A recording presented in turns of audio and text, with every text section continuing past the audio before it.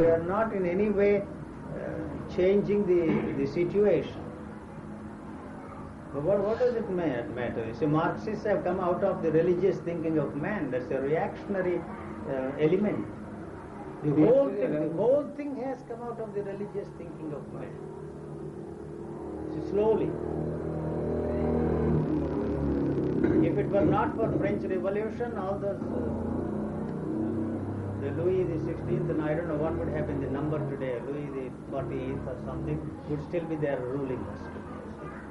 So that does not mean that it has changed anything, you see.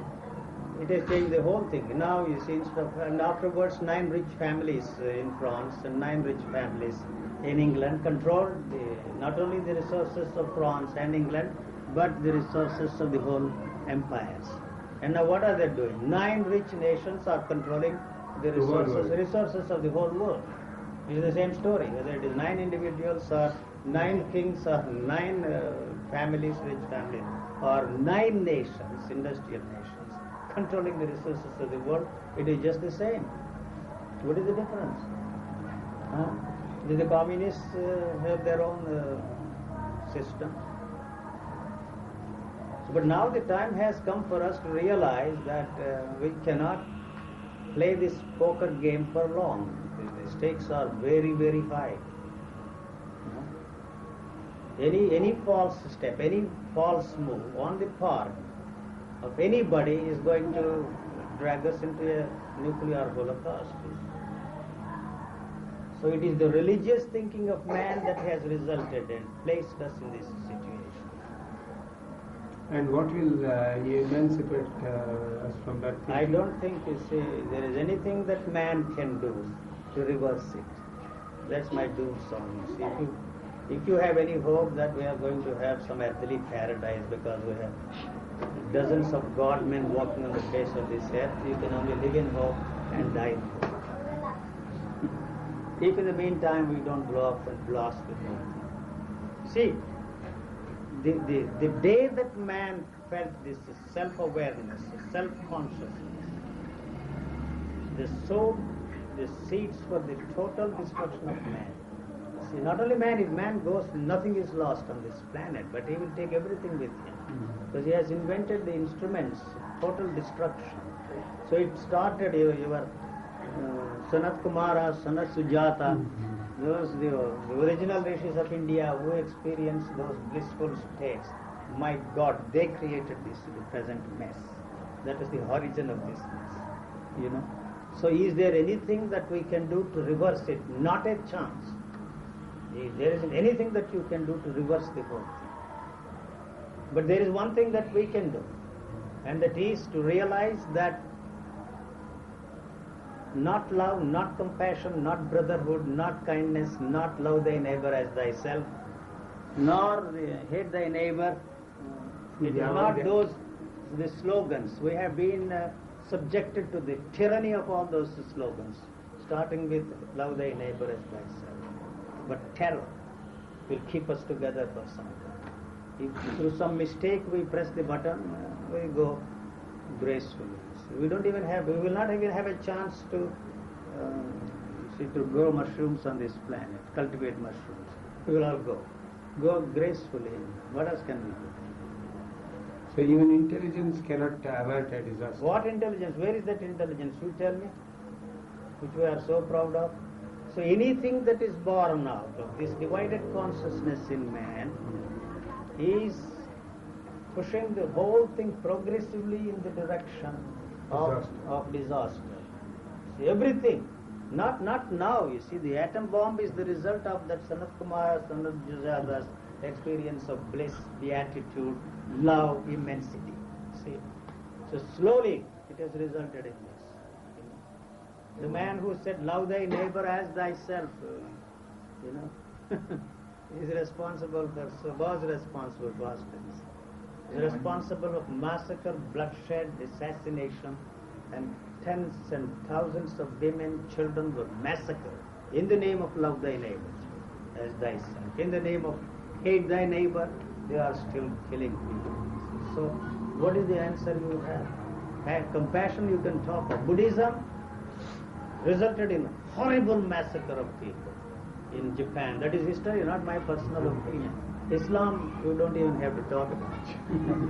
Yes.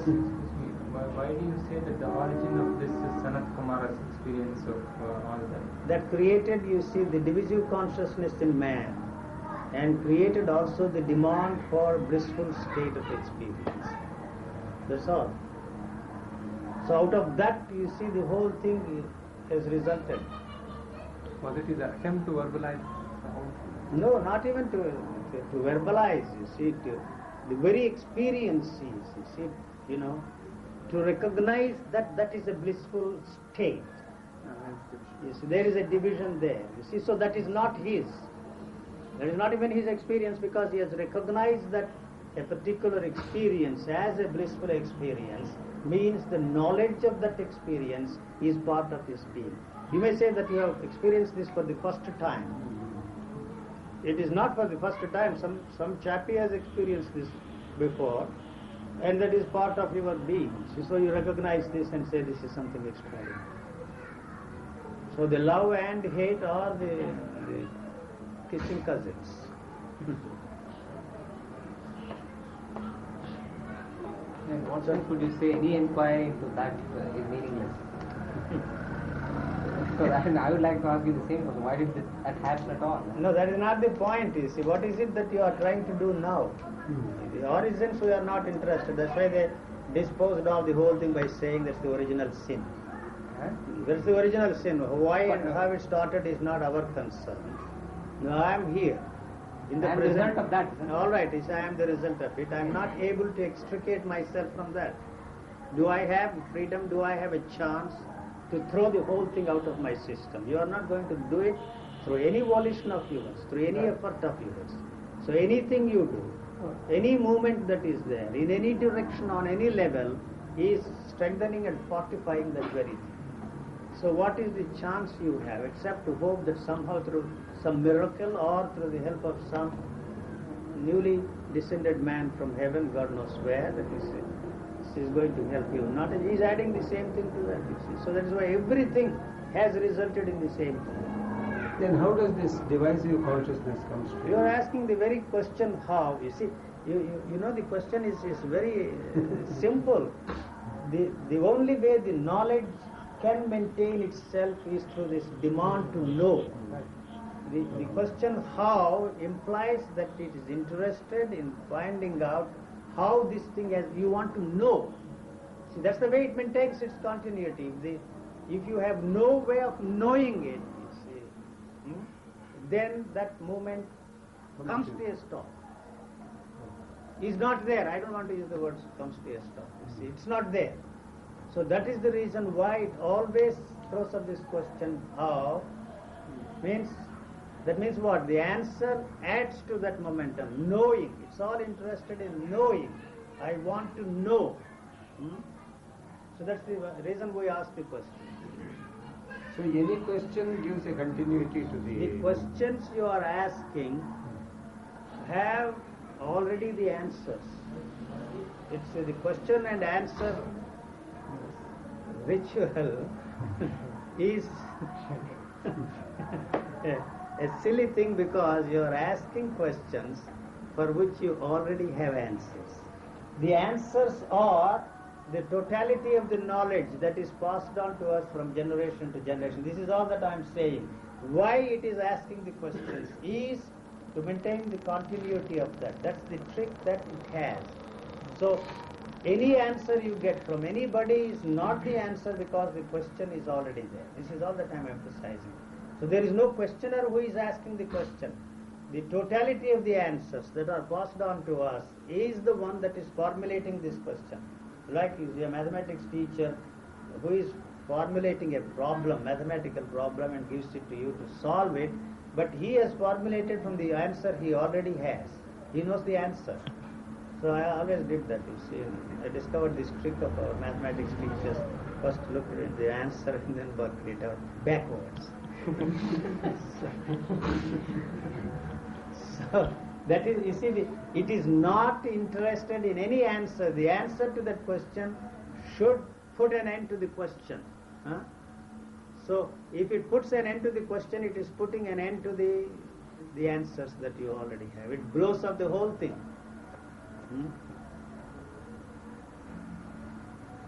So it is really not interested in answers. The understanding is a joke. You see, the instrument which you are using is the only instrument you have. You have no other instrument. That's all that I'm saying. So that instrument knows what it can learn through these machinations. See, that's all that is there. So since it has not helped you to understand anything, you have invented what is called insight. Intuition. I'm sorry. That intuition does not exist. It is only, you see, a sensitized form of thinking. It's like the homeopathic medicine, sensitized. So you are not really interested in finding out if there is any other instrument that is not the instrument and there is no other instrument. And then, if that is the situation, is there anything to understand? There is nothing to understand. So we go back to a question of inquiry.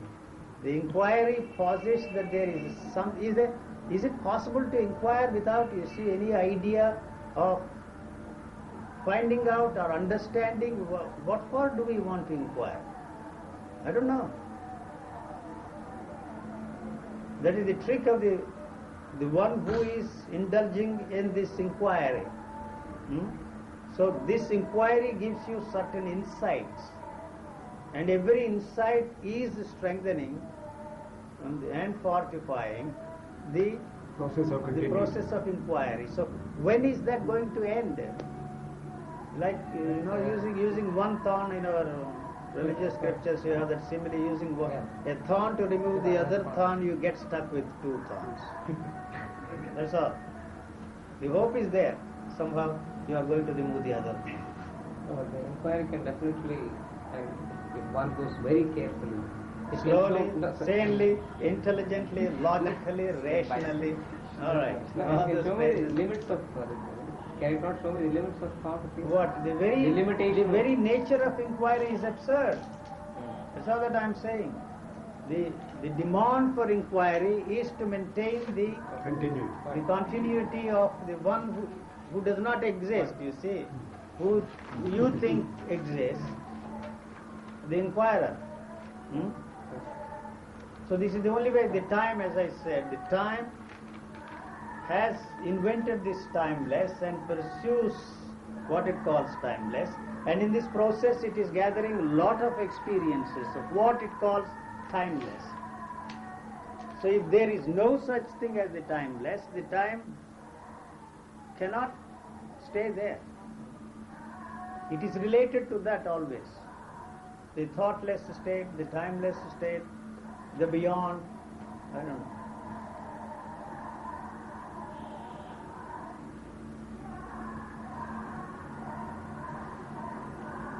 Everything is a cultivated thing. Just monkeys imitate so well. And now you see the machines are all doing tremendous thinking. You see, they are no match to that. They are going to take over. And then that probably will be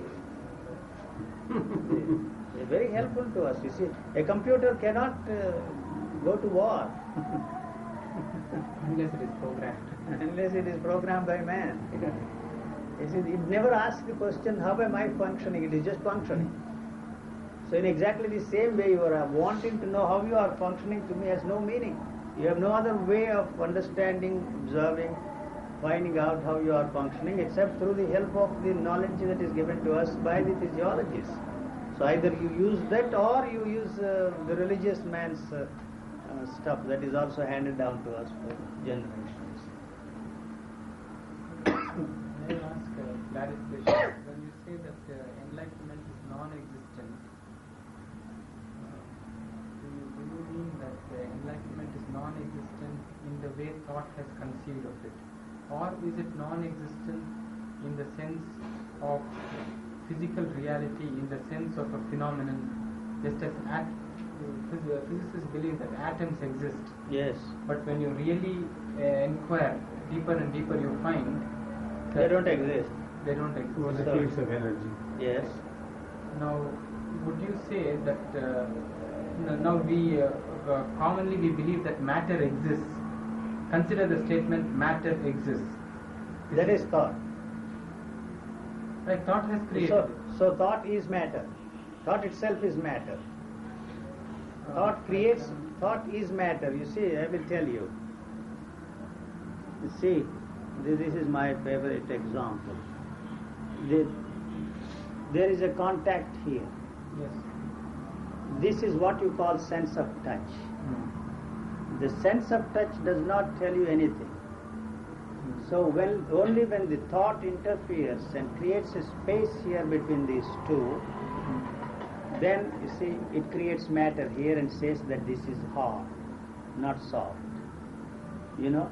So if the thought is not there, there is no separation, and the energy that is here is also here, you see. So you can't say where actually the energy is. So it is the thought that has created the matter, and says that this is hot. You see, you can also, the logical mind always asks the question, try and pierce through this. You see, just the way you pierce through this, that's a logical question that you are asking. But actually and factually, you have no way of separating yourself from this contact. There is no division between these two. In that sense, thought is matter. So when thought is not there, or if the thought is not used to maintain its continuity, the thought burns itself out, and in this process of burning, what is there is energy. So it is a continuous movement. So the thought is there, and when the thought is born, it burns itself out, and then what is there is energy. So you cannot really separate thought from life. It is one continuous movement. But thought is necessary for the purpose of the survival of this living organism. Otherwise there wouldn't be any action. And also to reproduce one like this. Why it should reproduce one like that means that is its nature. It has to. That's the only way it can maintain its continuity of life. So if the thought is used for any other purpose, it becomes self-destructive. Sorry. No, I want to know. I can agree that thought has created the notion of matter. All we know is the notion of matter. The matter itself Is a notion, right? It's a concept, an idea. Right. Now thought has created it. The thought has created for you Right. what is called matter. If the thought is not there, Right. what is there? What does this contact say? It doesn't say anything to you. Yes. You have no way of translating this. Right. Unfortunately, the thought is always there. The moment you touch Right. it, is say Yes. it is hard and this is soft. Yes. So in that sense, thought is matter. Okay. But since thought maintains its continuity Yes. through this constant demand for experiencing all the time, it cannot dissolve itself into energy.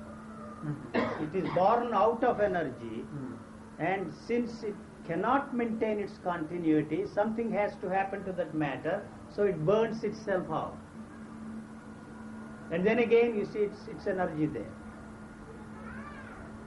If you don't use thought, Yes. what happens to that thought? Something has to happen to that thought, you see. To be there is energy. The thought is action. Yes. You see, thought is there because of the demand for some action. And that action that this mechanism interested in is to survive. It has no other purpose. So it tells you that you are hungry. It tells you that you are thirsty. Whether you use the word or not, it is not important. The animal goes just there and drinks. So that is what I mean by thought. In addition to that, you see, we have added on this whole business of the language. Right. So the action is complete there. Complete. You may take some time to go to the well and draw the water and quench your thirst, or go there and buy some Pepsi Cola, Coca-Cola and quench your thirst. But the action is complete. So that event is another event. These two are independent events. The demand for quenching your thirst or satisfying your anger is one event, and this quenching your thirst or satisfying your hunger is another event. So it is your logical thinking that establishes these 2 points and says that this is the cause and that is the result.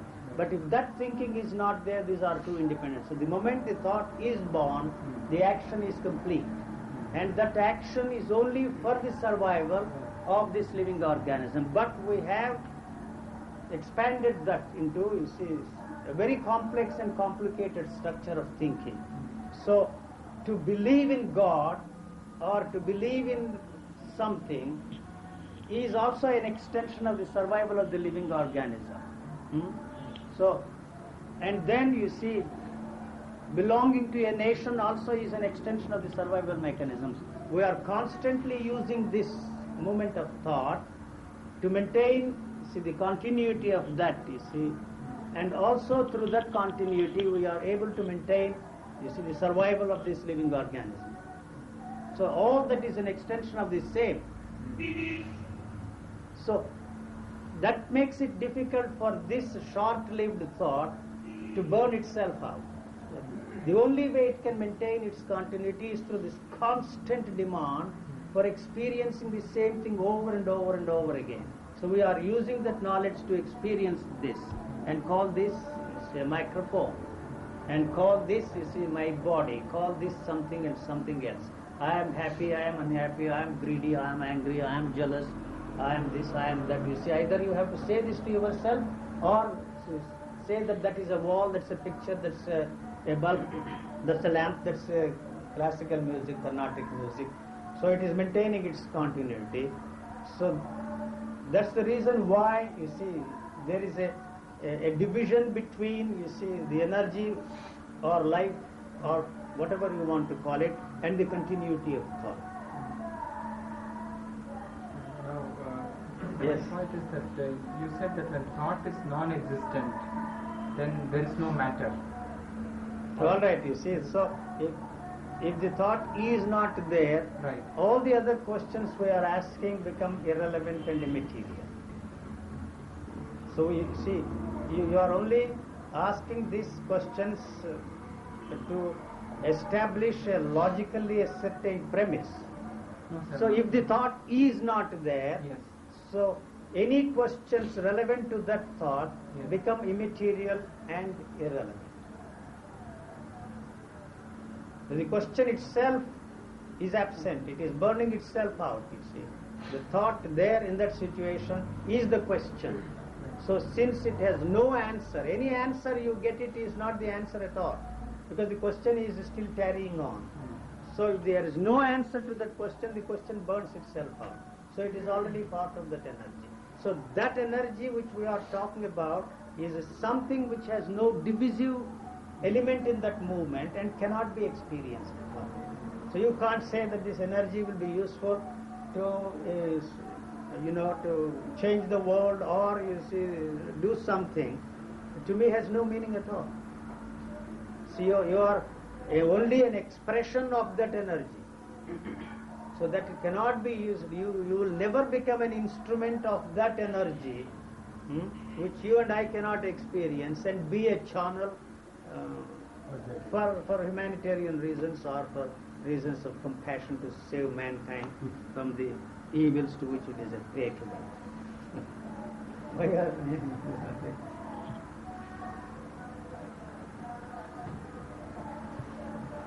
Sir, what you call really an ego is thought in a human body, the continuity of thought in the human body, is ego. ego. So to me there is no such thing as ego. What is ego?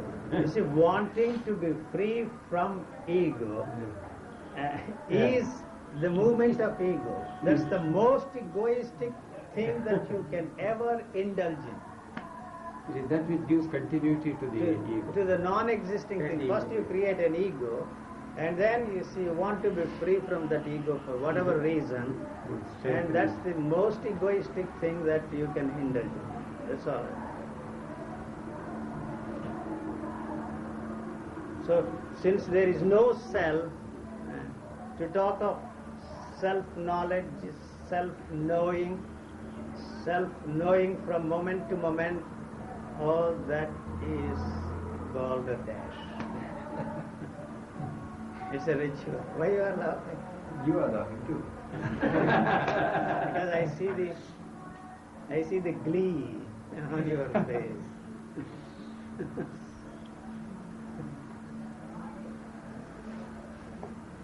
Everybody's Thought can come to any to about really, sir, we don't know a damn thing about the thought. You see, really, we really don't know anything about that thought at all. Whatever, you see, we really don't know a damn thing about thought. That is thought, nothing else. You see, so this is all our acquired thing. Some fool of an ass taught us all these things, and we go on repeating. That is thought. What other thought is there? There is nobody who is talking, speaking here. It's a mechanical thing. You are asking questions, two computers working here. There is nobody who is talking.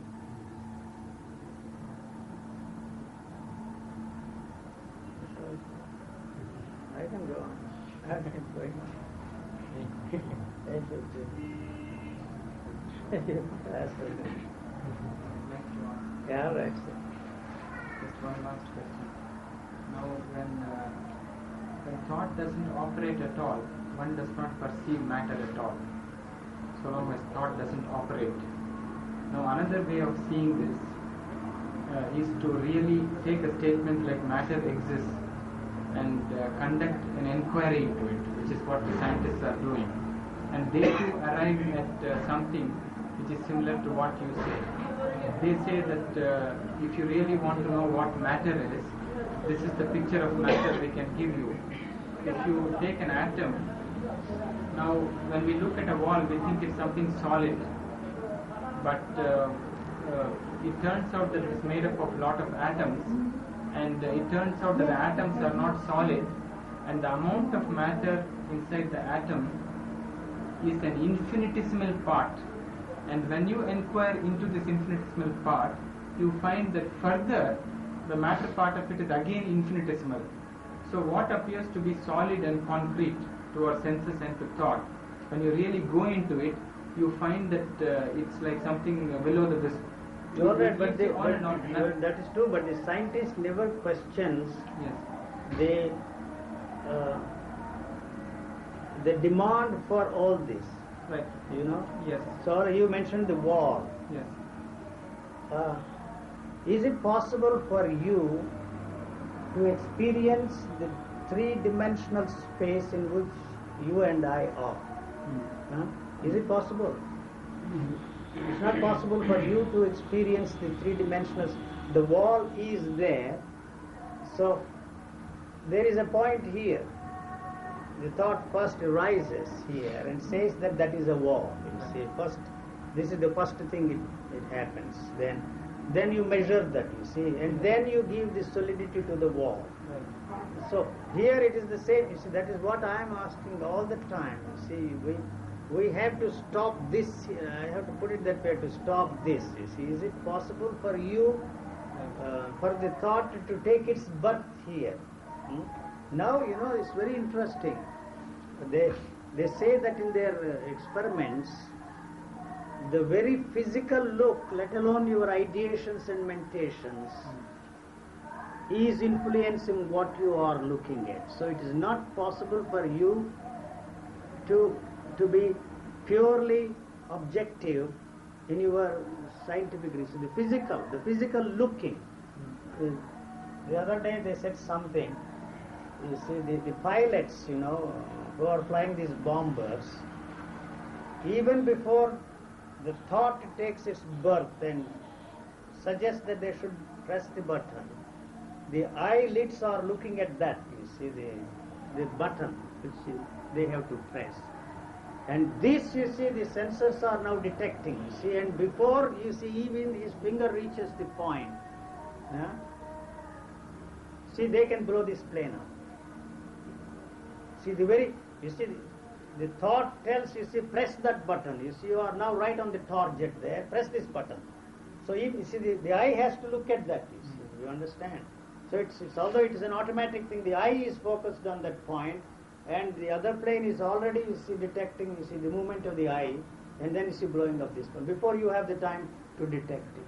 So, in exactly the same way, you see, the very look of what you are trying to understand, observe and discover is influenced by the physical look, let alone the thought. No, it is essential. I am not for a moment saying that, you see, scientific research is not essential or any such thing.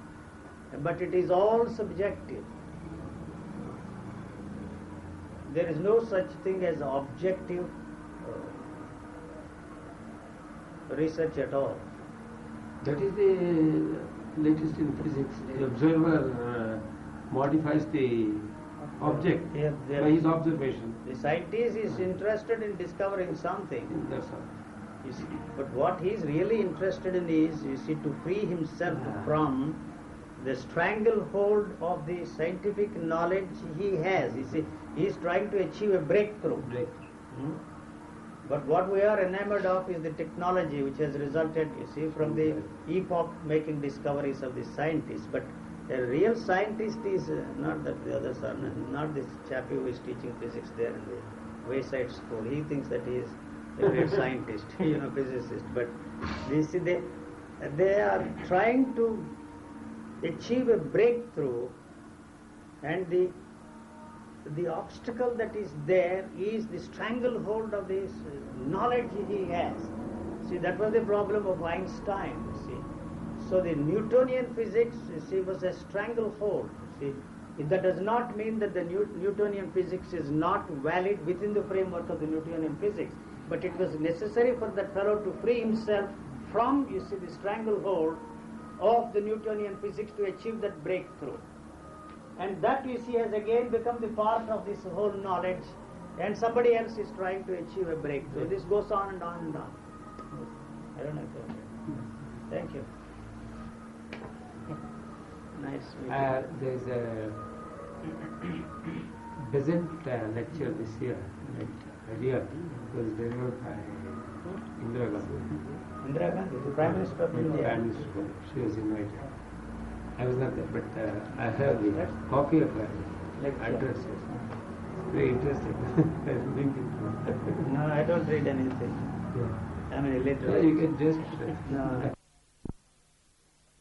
But then, as you know, sir, so many other things, other approaches or other ways or other teachings and all that, sometimes make us, of course, for about 3-4 days, that when I went through the whole thing during the night, I felt, I'm too small to say that, but I mean, anybody could say, how can you understand it? It's not a question of understanding. It's a question of just, feeling that there is something which holds. I don't know how to express it because I'm rather poor in expression. I really don't know what is there in that book. Possibly. Vaguely I know, but I sincerely believe that you have said all that you would love to say in the book. Perhaps, although you did not intend everything, the answers or the responses to the questions so raised provide necessary knowledge. For instance, about the path of salvation or self-realization. Some of these things mean nothing to you, and you are right. And when someone should ask you which is the right path, you point out, look, you have been in the right path. There is no question of putting you in the right track. Why don't you understand simple truth? So this is something with a difference compared to the other gospel or prophecy or any such doctrine. I felt it in a slightly different. According to me, that what I found there was, in fact, what was experienced. No question of just, this thing. I felt that was the experience. As you have put it, sir. I mean, it all, see, it all changes. I mean, I don't say so, that everybody perhaps will have his own experience. And there is nothing what we can say that this is the experience. I mean, how, you see, the whole thing evolving, see, takes its distinct various forms. I mean, I don't know what it is, but I can just feel that each one of us, it's too much to say, each one of us, I don't know what all that is. I don't want to. We have our own way of relating ourselves to something. There is no question of, that's how I felt about it. Thereafter, I mean, of course, I have felt, I don't know what I said, I feel that I also felt the presence when I, for the first time, every time when we read the Gospel of Sri Ramakrishna. When, in a sense, it's not a question of just following this discipline, that discipline and all that. It's just to see how our, I don't know, sir, it's, I can't say mind, because with you, I can't say it is mind. I can't say it is conscience. Conscience, perhaps I can say. I don't know. Some sort of an awareness which we were, in fact, Ramakrishna was good enough to tell me. I was thinking what I should I should ask you. And Ramakrishna said, it's not a question of our asking.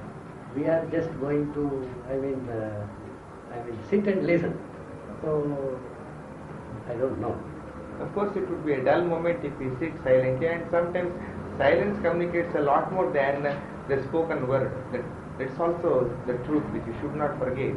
I never initiate anything. I know. We know. Never initiate anything.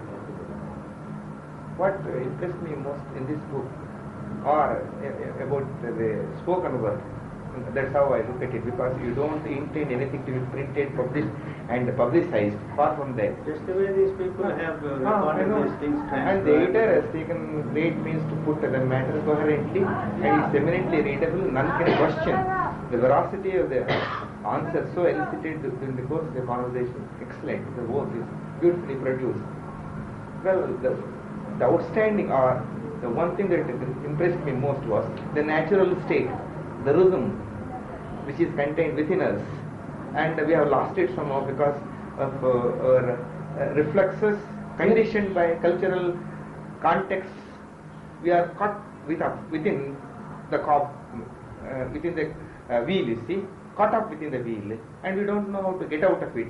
So much attached to certain things that we are imprisoned. And when someone should ask you how to get redemption or release from this kind of maze or network of worry, woe, sorrow and so on, you just say it's all illusion, it's your own creation, nothing can be done, you are on the right track. There is a saying in English, you are looking for the horse you ride on, you are on horseback and you are riding on horseback, and yet you are looking for the horse, and there is no question of procuring a horse for you to go further on. I mean, even then the metaphor is all right. Somehow I was not able to get into the glimpse of what the truth is, especially this natural state. Or to put it other way, would you, I mean, I don't know, I don't want an positive answer, I know it should not. Some of us, I mean, I don't know, myself speaking, I desire to read this, I desire to read that, my mind, I don't know, mind or something, we would like to, this thing, what shall we say, something connected with the conscience as the spirit or the hereafter, or which we do not know, which we would like to know. Something tells us that this form, this manner of understanding things may not be, is not the end of that. Something there is beyond this. Beyond the visible phenomenon. Correct. As you said, sir, that I don't want to say how it is all that. Now, that quest is there. That desire is there. I don't know, sir, you will have pardon me if I say. I'm trying to understand. No. Yes. There is a Something. line in this book where he says, it's like a dog chasing its own tail. Yes. Why think of the quest? Or there is something beyond the visible physical phenomenon, is again the creation of your own mind. And what is mind? When you start defining what mind is, you discover to your dismay that mind is a myth. That's how at every step I find that we have created so many illusions, and we are trying to clear those illusions, thinking that all the time we are on the path of salvation and so on. So it is here that our understanding of what the basic philosophy again, once again, Yes, yes. a term we should be used with all care and caution. I mean, whatever we have achieved so far through the ages is after all a product handed down to us from generation to generation. And it's not for nothing you dismiss even Jiddu Krishnamurti's philosophy as a sort of a fraud, because I mean, no offense is meant to anyone in the context, but you sincerely feel that kind of a thing hasn't touched the man or helped him in attaining that natural state. I am sincerely interested in finding out the natural state. At the same time, rather frightened to experience that kind of natural state, because I can't reduce myself to the level of an animal or find an equation with an animal, because there we find nothing but the law of the survival and the law of the jungle powerfully at work. When I see you face to face, well, I mean, it's an altogether different experience. Natural state in what sense, or how do we carry on the shores of the day-to-day living, or be mindful of our activities? I am a teacher in a classroom. I have my responsibilities and duties, and then as a householder, as a parent, and so on and so forth. How do we combine these functions integrally so that nothing will come in the way by way of a clash, and I won't be disturbed in the path, experiencing that kind of serenity? Path, perhaps you may not like No, that one. I mean, we are I don't know. not path, not track, nothing of the kind. Finding an integral approach to the several functions that could be combined in the life of an individual, and at the same time getting that kind of natural state. Is it possible? Is it You possible? see, can't follow you. See, no. When I use the word natural state, it is not a synonymous term for liberation, transformation, moksha, or any such thing. You see. So, when the thought loses its grip, you see, on the control of the activities of the body, when through some luck or some strange chance, the burden of the entire past of mankind, not in your past only, but the entire past of mankind, is thrown out of your system, what is there is the functioning of that living organism with an extraordinary intelligence of its own. You see, it's not the intellect that we acquire through will, through effort in the university, or the education of our culture or any such thing. But what is left there is this extraordinary intelligence that is in operation there. All that is necessary for the survival of that living organism is there. You know, anything that is essential for us to learn is not through will, not through effort, not through anything, but it's a sort of a subliminal way that living organism acquires all that is essential for the survival of that living organism. So how that body functions is all that I am describing. How the sensitivity of the sensory perceptions function at their peak capacity is all that I am pointing. So it has no answers for your day-to-day problems, but the day-to-day problems have their own solutions. So when once the energy that is put into this tremendous search, whatever is the nature of your search, is released, all that is energy is available for us to solve these day-to-day problems. You see, they cease to be problems. We are only interested in solutions, actually not the problems. What is the problem? So we really don't know what the problem is. So it is the solutions that have been offered to us is the problem. You see, they are not the solutions. If they were the solutions, the problem wouldn't be there. And if there is no solution, the problem wouldn't be there either. You see, what actually is the problem? You see, I don't know. I can make myself clear. So what is the problem? Also the questions we ask. The questions you are asking have their own answers. You see. We are asking questions for which we already have answers. Otherwise there are no questions at all. I don't have any questions accept the questions I need to ask to function in this world intelligently and sanely. So we have to accept the reality of the world as it is imposed on us. Otherwise we end up in the lunatic, this mental hospital. We have to accept that. But we don't come to grips with the reality of the world as it is until we are freed from the ultimate reality that is superimposed on the reality of the world in which we function today. So then you see, you are lucky enough to be free from that ultimate reality. Then you realize that it is not possible for you to understand the reality of the world which we have taken for granted. So we have no way of experiencing the reality of anything.